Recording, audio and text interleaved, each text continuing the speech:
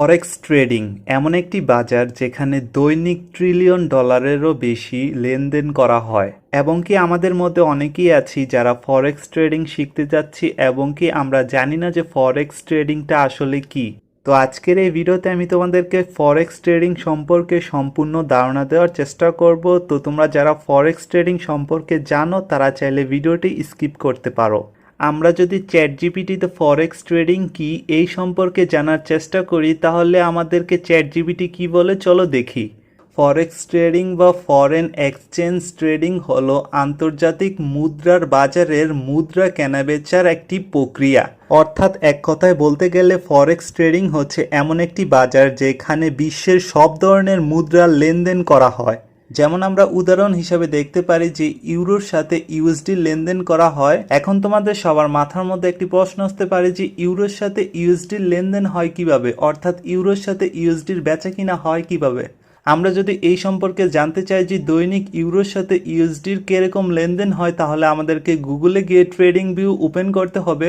Trading view হচ্ছে এমন একটি প্রোগ্রাম যেখানে বিশ্বের সমস্ত ধরনের বাজারের লেনদেন হয়। অর্থাৎ ট্রেডিং ভিউ হচ্ছে এমন একটি সফটওয়্যার যেখানে তুমি বিশ্বের সমস্ত বাজারের লেনদেন সম্পর্কে জানতে পারবে। এখানে তুমি ফরেন কারেন্সির সাথে সাথে স্টক মার্কেট এবং কি গোল্ড মার্কেট এবং কি ক্রিপ্টোকারেন্সি মার্কেট সহ বিভিন্ন মার্কেটের লেনদেন সম্পর্কে তুমি বুঝতে পারবে। এই মার্কেটের লেনদেনের উপরে ভিত্তি করে আমরা সবাই ট্রেডিং করে থাকি, যেটাকে বলে আমরা ফরেক্স ট্রেডিং। তোমরা সবাই স্ক্রিনের মধ্যে একটি চার্ট দেখতে পারতেছো, এই চার্টটাই হচ্ছে মূলত লেনদেনের হিসাব। এইখানে তোমাদের সবার সামনে ক্যান্ডেলস্টিক চার্ট ওপেন রয়েছে। তো আমরা সবাই এই চার্টের উপরে ভিত্তি করে সহজেই বুঝতে পারি যে ইউরোর সাথে ইউএসডির লেনদেন কতটুকু হয়েছে এবং কি মার্কেট বর্তমানে উপরে আছে কিংবা নিচে আছে কিনা এই সম্পর্কে আমরা বুঝতে পারি। তো আই হোপ তোমরা সবাই বুঝতে পারছো যে ফরেক্স ট্রেডিংটা কি। ফরেক্স ট্রেডিং হচ্ছে ফরেন এক্সচেঞ্জ, অর্থাৎ এক কারেন্সির সাথে আরেক কারেন্সির বিনিময় হয়, অর্থাৎ লেনদেন হয়। এইখানে আমি তোমাদের সবাইকে